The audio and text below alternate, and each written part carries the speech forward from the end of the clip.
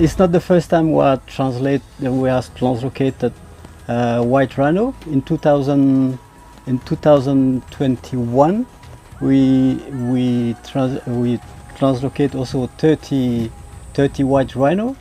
They are doing well. We have now 41 white rhino. So it means that based on that success, the conservation entity of African Park, RDB and South Africa decide to repeat the experience of translocate 70 white rhino.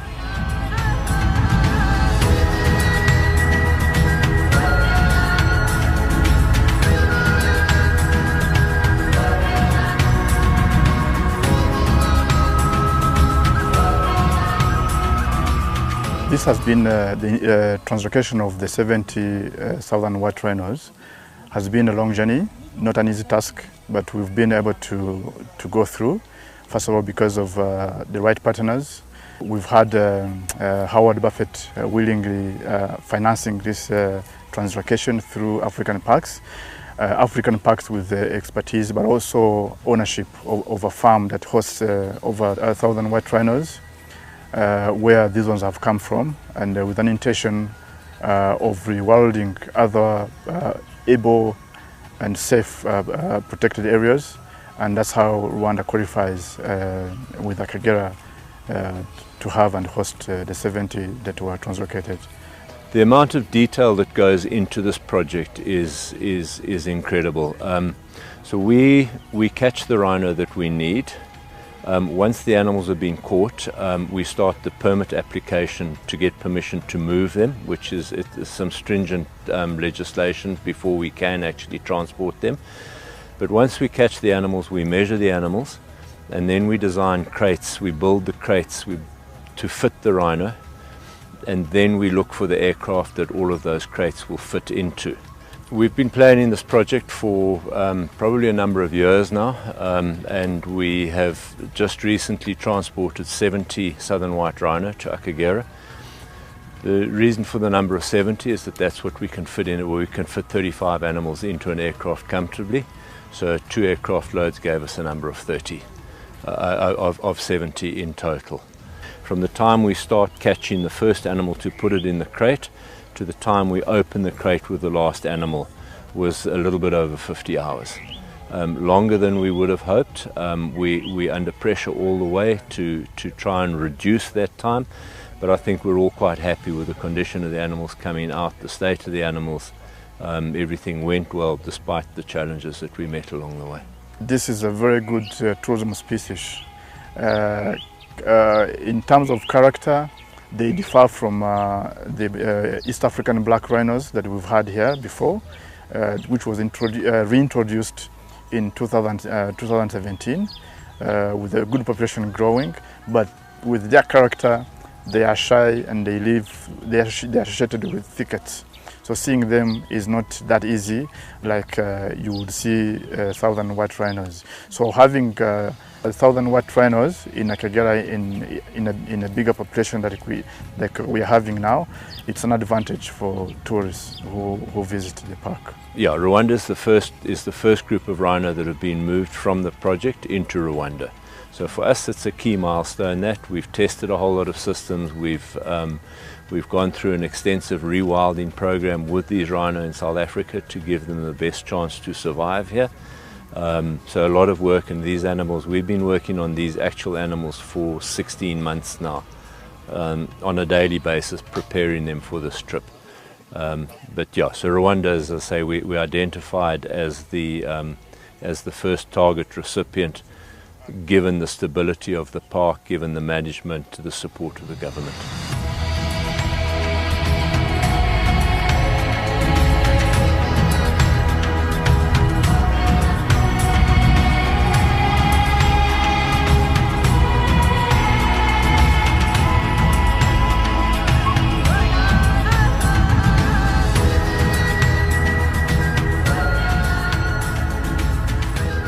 The correlation between domestic and what we are trying to develop here is that if you look at all the 4 national parks we have in Rwanda, Akagera is most preferred by the locals. And that means we need to also analyze and study their demand. Try to bring what is liked by the locals in their reach.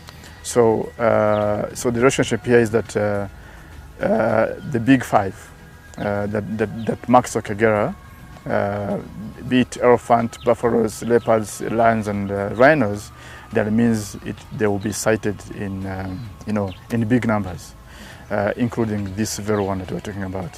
So there are a number of factors that we look at. Stability within the protected area, the ability for the protected area to manage and to secure those animals. Obviously we need to put them in an area with the right habitat. Those are the baseline things that we look at. What's really important though is our partnership, the people that we're doing it with. Rwanda, the RDB, Rwandan Development Board is really responsive and helpful and supportive in this endeavour. It's a massive project to get this thing done. Without the support of our strategic partners in country and of course the funding partners, the Howard Buffett Foundation in this case, are really important. Howard Buffett is a very strong historical supporter of the park as well. So collectively RDB, Buffett Foundation and African Parks, we've got together and we've put it together, and we've just delivered the 70 rhino.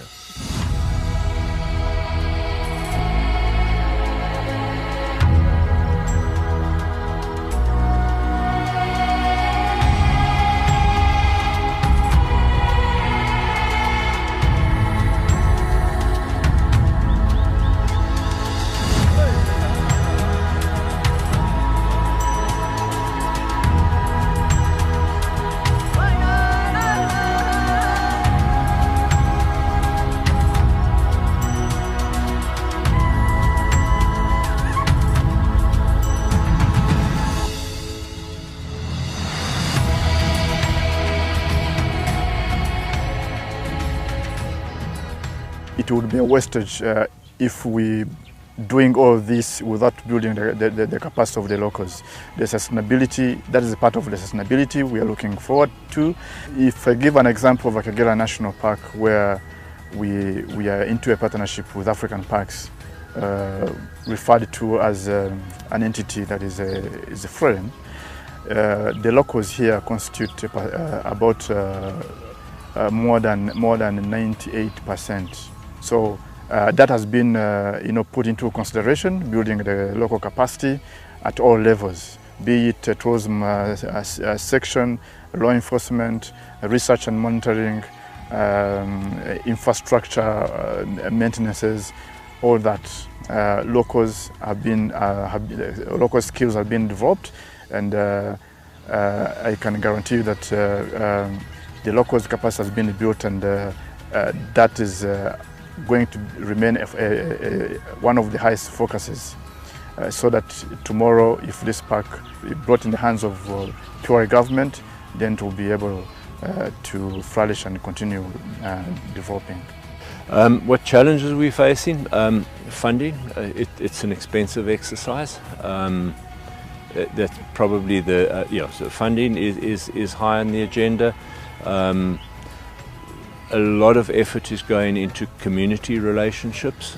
We put a very high emphasis on community relationships, as I said, to ensure that we have the buy-in of the local population. If we don't do that, if we don't have the buy-in and the support of local communities, the project won't, in our view, won't succeed. We are a conservation organisation. We take on the responsibility of the management of the park in partnership with governments. Obviously conservation and wildlife is high on our agenda. Community relationships and community management and support in and around the protected areas is vital for us. Without the support again of the local people around the park, or in many cases living in the park, it's not possible for us to deliver what we view, or what we're hoping to achieve, as in Rwanda, to develop a world-class tourism destination for the people of Rwanda. Normally we do census every 2 years, and we are into close to 20,000 and above in terms of numbers. We have over 140 elephants.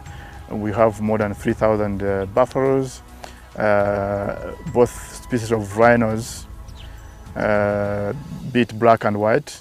I would easily say almost 160 for the two species. We have over 100 leopards, very hard to, that is a rough estimation. We also have over 60 lions. We have the capacity to hold more rhinos. I'm not saying we're going to translocate more. We do studies before we do translocation of these species. So having said that we're now counting 111 white rhinos, we still have capacity to host close to 1,000 animals. We are not going to translocate unless deemed necessary, but we are going to protect and make sure the population grows and continues to grow. I love coming to places like Rwanda and Malawi, but Rwanda in particular, where I see the local people make up the majority of the tourists in the park, and I think that that's really heartening. The young children of today that are visiting the park are the people that will ensure that these projects are here going into the future.